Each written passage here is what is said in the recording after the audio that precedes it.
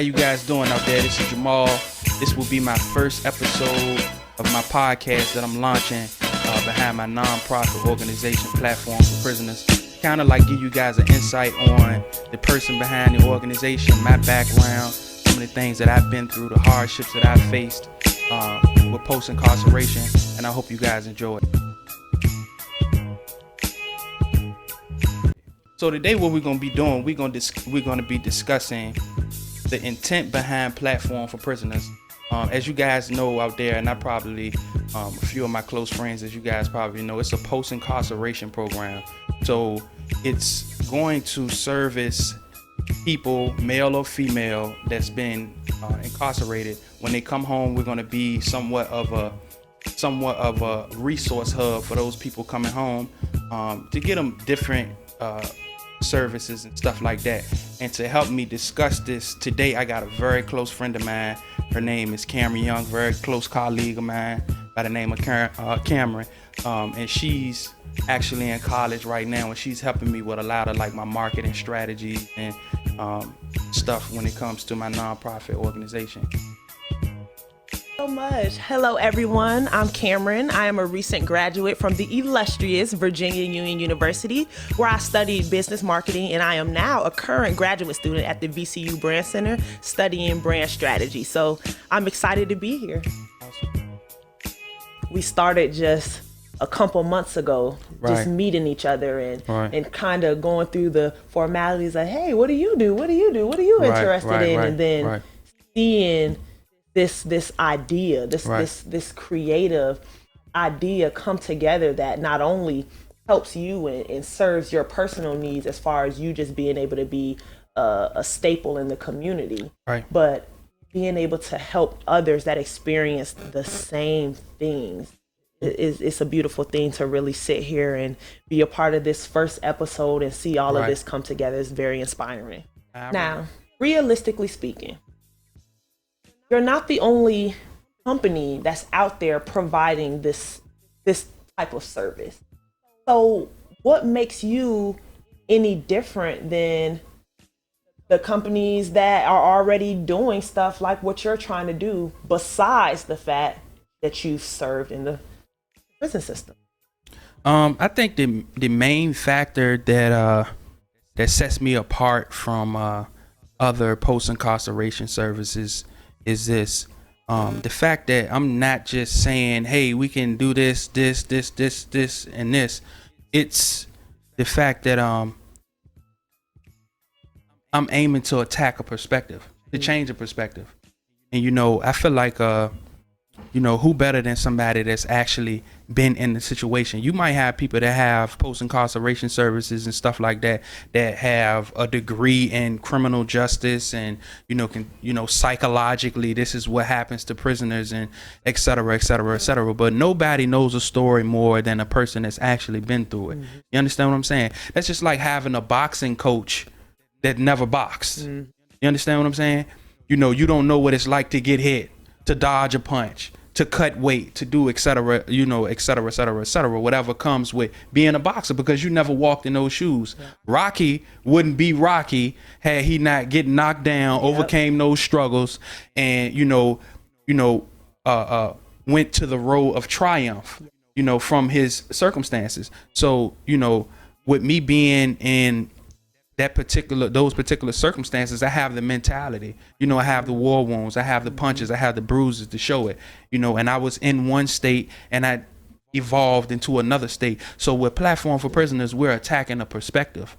So thank you for coming out and supporting me. Thank you. So it's no secret that if I do something, right, any action, there's a consequence, whether good or bad. Right. So if I commit a crime, right, I'm going to do time for it. But right, is it fair that I continuously be reprimanded even right, once I've served my time? And so now it's like, okay, yes, I can get out of jail and get out of the system and get out there and spend 2 hours learning about credit, but I'm also faced with just having to survive. So am I going to sit down and learn all of these basic traits that America provides for us, or am I going to get out and try to provide? Right. I agree with that, man. I definitely agree with that. That's That's a realistic situation. That's a realistic situation. So everybody needs that extra push, that cushion, like I said. And sometimes, man, a lot of times, people don't have that. People don't have that. So in my situation, when I came home from doing 9 years, I feel like it was a lot of unrealistic expectations for me to meet. So I had owed like $4,500 um, to get my license. So I had to pay $4,500 to get my license, which is unrealistic. I had old like charges that I may have caught when I was like maybe like 16 or 17 years old, and they had compiled those charges with my new charges and put a boatload of fines on me. And then I had to have like SR22. And then they were saying, hey, we want to see you 2 times a week.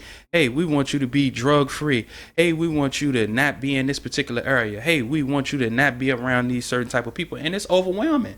Like, now, mind you, when I first went down to sit with my PO, when I went and sat down with my PO, she gave me a list of things that she wanted me to do, and I stopped her respectfully. I respectfully stopped her. I said, look, I'm gonna go home. I don't mean that in an arrogant way, but I know everything that I need to do because I made a decision on what I was going to do when I came out. Right. So I let her know, like, she was saying this, that, and the third, da, da, da. So I had let her know I was already enrolled in school. The very first day that I was released, I was taking a placement test, for to get in college for mechanical engineering. And but getting back to what I was saying, everybody is not afforded this opportunity, or they don't have the the mentality, the knowledge. really the knowledge. I really think you have to, first things first, you have to attack the perspective. You understand what I'm saying? You got to attack you got to switch up the narrative.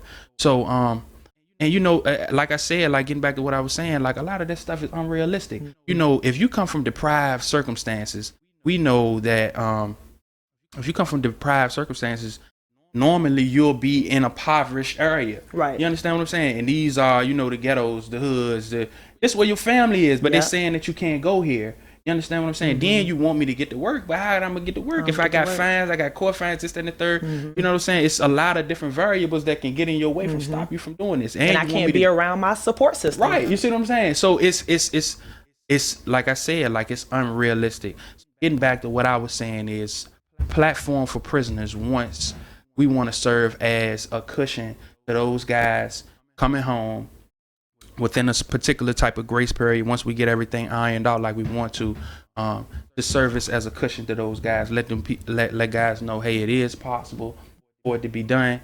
This is what we offer. This is the service. And another reason why the reason why I took the social way is because I want people to see this thing that I'm putting together play by play from somebody that comes right out the backyard. It's relatable. It's other post-incarceration services out there that I'm aware of, and I'm pretty sure that you probably know of. But to the sister, the aunt, the uncle, a lot of those programs are hard to get into, and they don't know. It's not a thing. Oh well, I know Jamal, he got one. It's not as attainable. Right? It's not as attainable. I want to be attainable. I want to be the go-to guy. I want to be somebody in the community that people say he come from right out the backyard. He did somebody this. that looks like me, that can literally show me. Right. Here's a way. This is a way. This is a way. And so that's why. And I'm also taking, because social media is the biggest marketing platform that you have nowadays. Correct. So I want to get, like I said, I want to get the community involved. I want to get, when I do the podcast, and the podcast, the reason behind me doing the podcast is because, I want a white collar person, a upper class person, a person that may not have even been exposed to this type of environment, these type of situations, all the way to the guy that's in the trenches, that's that had a situation similar to me. You know what I'm saying? And he can relate to it. I want to be as humble and down to earth as possible. All the way up until, like I said, until, to a white collar person, a person that hasn't been exposed to, this type of circumstances. So that's why I'm taking the social media platform to get the community involved, and I'm just gonna take off with it from there. I like that. So would you say, if I was a viewer, Right. and I'm watching your podcast, and like you said, I've never been in the prison system or Right. have no plans on going. Yeah. How am I benefiting from this show? Is it because maybe I might run into someone that Right. got in a little trouble and they Right. need, that post systematic help? Right. Or is it maybe you're putting us in the mindset and allowing us to wrap around the mindset that people like you Right. endure on a day-to-day basis and we have no clue about it? Right. So, I think it affects everybody. It's a relevant topic because we're talking about human beings, and human beings share society. So whatever we can do to make a better environment and society where our kids, whether it be black, blue, green, or brown, you understand, it's a relevant topic. It's very relevant. Just what do you want viewers to get from this? What are they supposed to be focused on? Is it the product itself? Right. Well, so the main focal point of me starting with a podcast first is to talk about some of the what's the problem? What is how the can problem? we attack the problem? So some of the top topics that I want to shed light on. I want to have guys on here that I know, that have done time and have, did a complete 360, defied the odds, and what are some of the hardships that they had to face and loopholes that they had to jump through. And I also want to talk about some of the ills. Why are we going to prison? Because I know for myself, at one point in time, I thought it was like cool. It was the thing to do. Not necessarily like, oh yeah, I want to go to jail, but it was like a cool, oh yeah, a brother went upstate, or he did this, or he did that. It was like a badge of honor. Yeah. You understand what I'm saying? So why do we have this perspective? It's a lot of like intricate details that need to be broken down.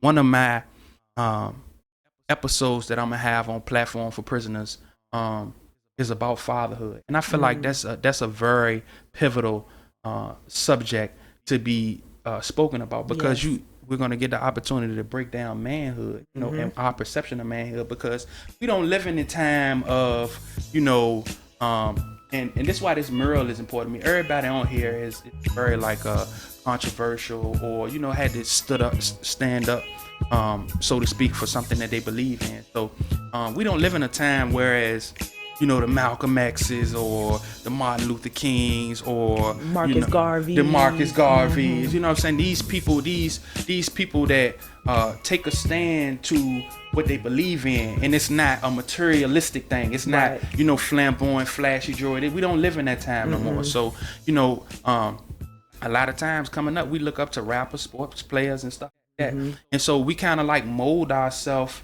into that role. Right. You understand what I'm saying? And we get our perception from entertainers and stuff like that, because a lot of us come from fatherless homes. So that's why I feel like us discussing, fatherhood and why is that important and how that plays a role to me personally, when we talking about men and in certain instances, women too, because, women experience incarceration. Also, having the male role in the household is a very important aspect and part of family infrastructure. Yes, and as you were talking, it really hit me that, that father figure and the absence of a father, it isn't always necessarily because you're coming from a single parent background. It isn't necessarily that your father isn't around. Sometimes our fathers are absent and they're right there. They're right in the homes. They're just, the connection is kind of gone. It's kind of broken. Right. Absolutely. Without the shadow of a doubt. So tell me, I'm in prison. It's my last day. What does the process look like on the day of being released? What is that process like for a person? What, just coming home on the first day? Just coming home on the first day. What is, put me in that environment? Else, but for me, it was. I probably didn't sleep for like the last 2 weeks of me coming home. Was you excited, nervous? Yeah, it was like a whole lot of stuff. That it was several different emotions that came into play. Like I don't know, man. It was like butterflies. It was anxious. It was, it was a little sprinkle of anxiety in there. Okay. And a little bit fearful too. You know what I'm saying? And I'm gonna be all the way candid with you about it. Even down to like what how can I sum this word up? It's like scared to fail. That's big. That's big. That's big because like in my situation, I became so accustomed to, you know, being in there, and I had repetitiously lived my life in a certain type of way: count time, child time, phone, shower, workout, sleep. See what I'm saying? You had a routine. And it's like out there, it's like you got the whole world. That's what I'm saying. And it's like I was a little scared too, for real, to be honest with you. I was a little scared, but where did that fear come from? Was it the fear of not knowing how you were going to adapt to your environment? Was it the fear of knowing that you had a chip on your shoulder, you can always go back? Like, where did the fear really harbor for you? Where did the fear come from? I think it's the fear of the unknown or the unseen, because you don't really know. You don't know. You don't know. So, but I had faith in myself. You know what I'm saying? Like, I had faith in myself. I knew that I had it was a wide age gap that I had. And I know I ain't had no time to play because I left at 19 and I came home at 8. So, I didn't, how people can usually have time to, make a few mistakes here and there. Like, it was gridiron gang for me. Yep. You see what I'm saying? Coming home at 28 years old. I know I didn't have time to play, so I had to hit the ground running, and that was my mentality. It was like a go hard or go home type of situation. Like that was my mentality, and everything came together for me, man. Everything came together for me. It just took time. It took a little patience. I probably would say like the first year, I kind of like was trying to like find my footing, but I had a plan in place. And my father used to always tell me, man, make sure you have a plan. He who fails to plan plans to fail. And that really stuck with me. And that's what, like, when I would talk to my father, that's what he would tell me: have a plan, have a plan, have a plan.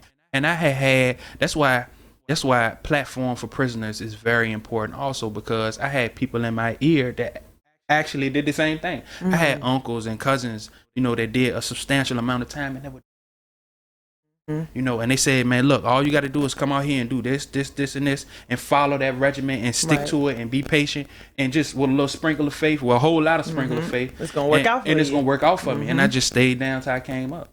So that's what it was with me. But my first day, I remember getting in the car for the first time, getting queasy. It was feeling like a roller coaster. You just riding in a car. You know what I'm saying? It was feeling the fresh air. Yeah, man. But it felt good, man. It felt good, man. And I wouldn't trade that for, I wouldn't trade that for nothing in the world, man. To be able to connect with your family, just be outside and be free, man. I remember just like, being outside and not even being able to be outside by a certain, just looking at outside from a fence.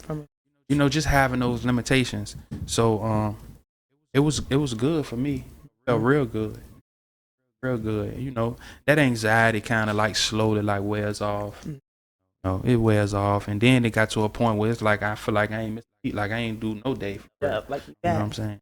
Yeah, it's like I didn't do a day at all. Like I ain't miss a beat.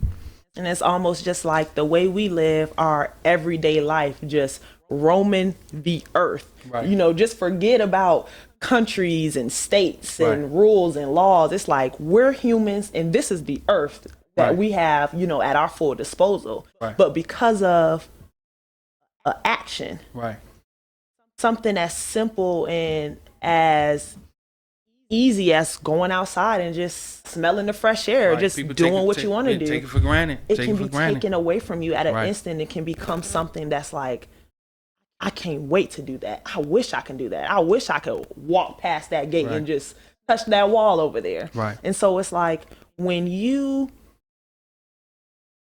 are taken away from something like that at an instant, and then you get thrown back into it, and you were saying that your probation officer was basically giving you a to-do list, like here's what you need to do in order to continue to enjoy this freedom.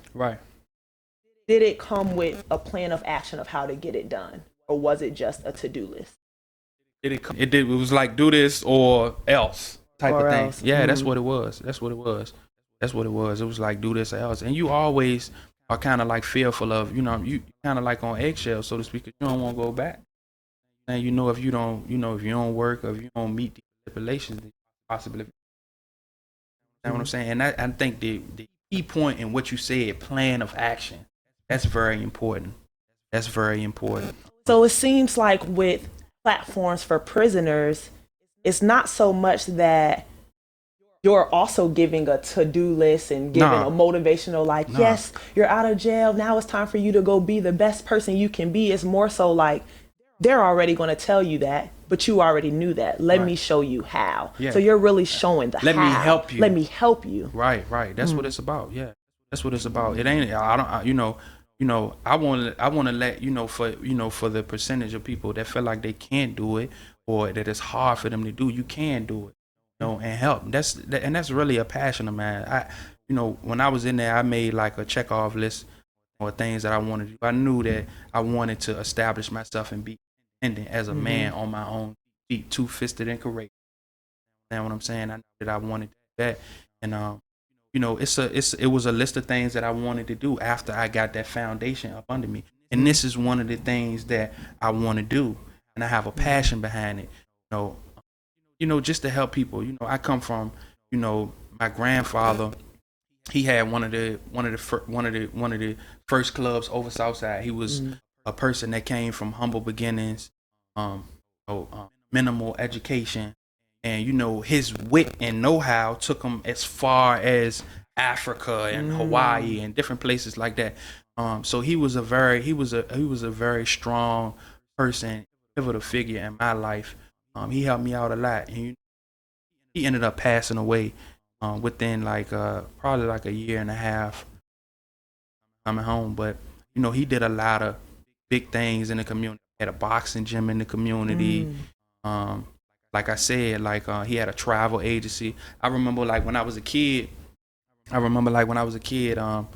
We used to do fundraisers, and he bought a school bus, and kids in the city and stuff like that, he would do fundraisers and take them to King and take them to different trips and stuff like that they wouldn't even have the access to be able to do. So I think that's, and he exposed me to just to have that get up and go. I remember as a kid running, and we'll go to Kmart parking lot. He was like, all these cars, put flyers on, lifting them up, putting flyers on. Just that grit and that grind and that know-how and that hustle, and his compassion for the community. You understand what I'm saying? And that sincere compassion for the community, and just being down to earth and being a relatable dude. Yep. You know what I'm saying? People that somebody can walk up to and talk to and have a conversation, and you could just have a conversation with them about life. And I feel like that's an aspect that's needed, and it's a practice that's slowly but surely fading away. I had an experience when I first came home. When I was in there, I was cutting hair. I cut hair my whole time in there, and I cut hair my whole time in there. So I was coming from out of a building, and I had seen a guy that looked familiar to me, right? But this particular guy, he was like panhandling, and I just always been real good with faces. So he's usually by the highway area and stuff like that, and so I seen him before from panhandling, right? But I don't know what it was. When I seen him, it stuck out to me. So when I was coming from out of the building, I think I was worshiping at something like that. I was coming from worshiping. I want to get in my car, and he had walked behind the back of my car. So when I seen him, I turned around. I said, man, I know you, man. So he was like, I said, man, were you up? I said, did you do time? Was you up Deep Meadows? He said, he was like, yeah. So I said his name. He was like, yeah, and it blew me away because, excuse me, it blew me away because the person that I seen cause in there you'll get they give you like free haircuts every 2 weeks, something like that, and the person that I seen in there right there, it blew me away. And I'm like, man, so I give him a couple of dollars. Like, man, son, what's happened? What's wrong? You know what I'm saying? What's your situation? He was like, and when I tell you, He had his weight on him when we was in there. He wore glasses and stuff, but he looked like a real studious dude. Right. If I had to bet money on it, I would have thought he would have been good. Right. Like he wouldn't have been one of those people that I was around that I would have actually thought that was gonna have some hardships like that. Right. So I said, man, what happened, man? You know what I'm saying? He was like, man, I came home, man, and I got strung out on opioids. And now to this very day, this same guy that I used to cut his hair with, then we was in the same re-entry program, is panhandling locally. Like you can see him right off the highway. So that really like stood out to me, man. And you know what I'm saying? Like I knew a lot of the stuff that I had to go through. And what if I didn't have support? What if I didn't have a good cushion around me and good people around me? It's people out there that's like that. Nobody. They don't have nobody. And it's a reality. And it's a responsibility of everybody that can make change. It's a responsibility. It really is. Because like I said, us being human beings and having to inhabit a society affects everyone. It's an issue. You understand what I'm saying? So if we can curb the problem, we can curb the problem, we can affect households, and then it spans. We attack the problem from inward, outwardly. And so that's why it's important, man. We got to change that perspective. We got to change that narrative. You and I were having a conversation before, just about that false sense of bravado. You know what I'm saying? That you think that aura that we wear. You know what I'm saying? Yep, It's facade. That facade that you have. Like it's that false. Like I said, we don't come up in the time of the Malcolm X's and where it was more about how you was thinking and what's going on in your mind. Now it's about how you come off, how you portray yourself. Right, and you got kids that's coming up that same way. And to be honest with you, I fell into that category for real because I came. My mother, she fought hard for us to be in a good situation. I kind of like fell into the bad crowd, whether it been with hanging with my cousins or older dudes or whatever the case may be, and I pick up this, you gotta be, and then when I got locked up, they told me, what I'm saying, like my father, you go in same way you won't come out, what I'm saying, and I was telling my partner, what I'm saying, not too long ago, a couple of weeks ago, the biggest lesson that I learned about myself and being incarcerated. Being real is being yourself. That's the biggest thing I learned. Self-identity. And I ain't saying, and I'm not taking nothing away from myself or nothing. I ain't saying that like, it was hard for me in there. It was easy. What I'm saying? As far as like I ain't had no problems in there. If I wasn't, of upright conduct and character on both ends of the stick, I wouldn't be speaking like this. I wouldn't put myself out there. But that's the biggest lesson that I learned in there was being real is being yourself. That's self-identity. And like I said before, me and a good friend of mine, we was talking the other day, man, and he was saying, man, man, it's this cell, man, it ain't nothing but concrete, it ain't nothing but bricks. Bricks ain't gonna do nothing. Number one of two things. They're gonna make you or break you. You know what I'm saying? And that's real. You know what I'm saying? It's gonna make you or break you. Doing time is really a mental thing. It's a mental thing, but it can be beneficial if you do the right things, do the right things with time. When I was in there, once I got out that hard-headed stage and, having to be a particular type of way and, and you know what I'm saying? Just once I got out of that stage and I humbled myself for real, like, man, the doors mentally that opened for me, like, just look, I tapped into different parts of myself that I never thought I had. It was extraordinary, and that's when I really think that I came into manhood, and I understood what it was that I wanted as a man, what I stood for, what was important for me, what I fight for, et cetera, et cetera, et cetera. I always tell a story about when I was at Greensville. Me being in the hole for 64 days. 64 days. Yeah, I was in the hole for 64 days. And what make it so crazy about it is I was in the hole for 64 days, and I was in the hole during the month of Ramadan, which is like it's a fasting for Muslims. So I was fasting while I was in the hole, and we talking about fasting in August. It was August. Yeah. In the heat. Ooh. Yeah, we was fasting. fasting. I was fasting, and I had a situation behind one of my a friend of mine in there. You know, we got into it. I mean, we didn't get into it. We got into it with another group of dudes. I ended up going whole. And I remember before I went there, I used to be like, everybody used to be like, man, you don't want to go to the mountains, and this is a different type of doing time. I used to be like, man, they ain't thinking about that, man. I go anywhere. You still locked up. You doing time. Yep. You know what I'm saying? So, you know, I said all that, man. We get into an altercation with these other dudes, and it just so happened, when I get in trouble, they ended up shipping me there. But I'm gonna get to the story about when I was in the hole, like how it was what it did to me. So I was back there in the hole for 64 days. I was fasting, so I only ate one time a day.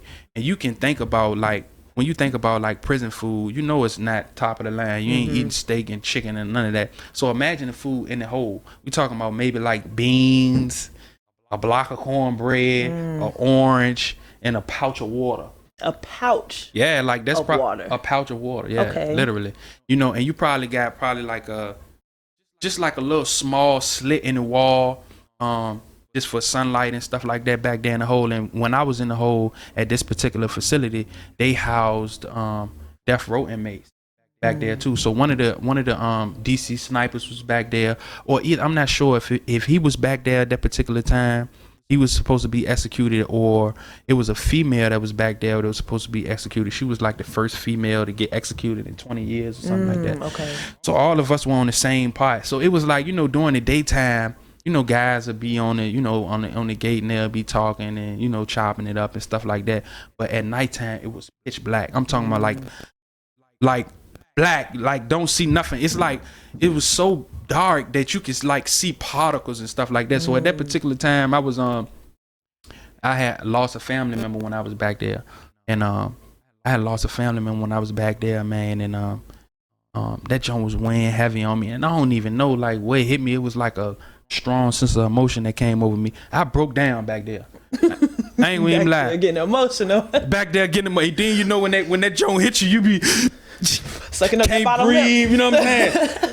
Little snot, all that, you know what I'm saying? Like, it was tough on me, you know what I'm saying? And it was tough on me. It was a very vulnerable moment. And then I kind of like got the opportunity to like think about like, you know, my grandmother, my mother, you know, all these people that's, you know, that's really doing time with you, because I'm really like a you know, I'm a go-to guy in my family, you know what I'm saying? Like you know, and you know, me not being able to be there to, you know, like comfort my family. And I know, you know, it was my grandmother's father. You know, I know she was taking it hard, and I know how hard she was going for me, you know, while I was in there, and it really affected me. And I'm like, man, you know what, selfish, man. I just started seeing their face.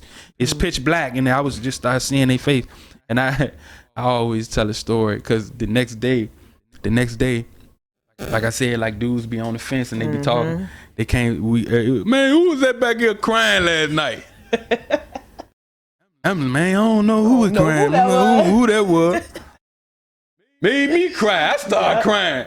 Everybody on the jump started busting out laughing, right? Laughing. But yeah, you know, I learned a whole lot, man, in there, man. And then from there, I ended up going in the mountains and to a higher facility, and that's a different type of environment, because you got guys up there that have a little bit more time. I was telling them at that particular time, you know, how much time I have. Man, you ready to go home? With 7, 8 years. These guys got life sentences and stuff like that, and the mentality is different. And I think up there, it really like molded me, you know, in a different way because of the environment. Everybody up there was serious, but serious in a good way, you know. That's when I really learned to, you know, about the mind, body, and soul, and all of them clicking on all cylinders and working harmoniously together. I started reading and I started working out in different ways of life, whether it was, you know, different cultures and traditions, different religions. I started reading. It was a few books up there that I actually felt like changed my life. As a Man Thinketh by James Allen, extraordinary book. Just how, you know, everything starts in your mind, and you can bring it to fruition from your mind, you know, and how to do that, you know, and that really stuck out to me. Just as something small as just as when you wake up in the morning, say, hey, I gotta brush my teeth, wash my face, iron my clothes, get up, go. You know, it's the same thing in goal setting. It's the same process. It's the same process. I learned so much up there, man. I really came into my manhood and got comfortable in my own skin, and it was smooth sailing from then. And I set goals in front of what I wanted to do. I knew I wanted to go to school. I knew that I didn't want to have a lot of idle time when I came home. Right. You know what I'm saying? And I know I didn't want to have a lot of idle time. And I know I wanted to go to school. I know I wanted to get a job. All the necessities, everything that a man is supposed to have. And, you know, another thing, like, you know, I'm not saying that I'm perfect and I played everything by the book either. But what I am saying is that, you know, it is opportunity out here. You know, you have the chance. You know, if you have the will, if you have the determination, you have the resources, you know, it can be done. It can be done. It definitely can be done. And I just, you know, I just strive for good, man. I just strive for good. I came to a very pivotal point in my life where I felt like, you know, I was at a standstill, you know, because I feel like every year I got better, and I came to a standstill, and it just, you know, it just hit me, man. I went back to the drawing books, and I actually found that checklist of some of the stuff that I said I was gonna do. Yeah. I just been putting the work in. So tell me, how do I reach you? How do I benefit from platforms? Well, you can reach me at Aki Business. That's AKHII _business. That's my Instagram, and my Facebook is RICH Rich Aki AKHII also, and that's on and I'm gonna have it posted on the snippet, so guys and, you know, females also, you know, people who've been affected by incarceration, whatever, however it goes, they can DM me and reach me there. And yeah, so I have my information, and I also have a email as well. You can email me at platformforprisoners@gmail.com. And I really feel like I got something good here, and we can really reach out to the community and be an asset to the community, and you know, change some things and help people and be of assistance. And I'm gonna treat it no different than a newborn baby. I'm gonna nurture it. I'm gonna care for it. I'm gonna spend time with it. You know, or it no different than a plant. Yep. You know, I'm gonna cultivate it. I'm gonna till it. I'm gonna water it. You know, make sure it get the proper this, the proper that, and I'm gonna see it grow. This is my baby, man, and I'm very excited to get this thing started.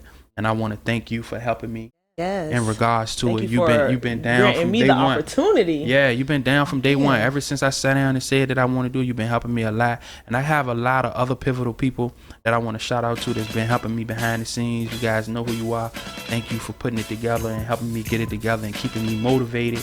And you guys will soon see what we got here, and it's gonna blossom as it unfolds. You guys just, you know, stay tuned and you'll see. You know, we'll play by play, you know, talk about some of the things, you know, that affect people mentally and try to change that narrative and perspective. So this is more so a build up. This is like phase one to just bigger. Stay tuned. Just phase one. Stay tuned. Ain't no question. Absolutely.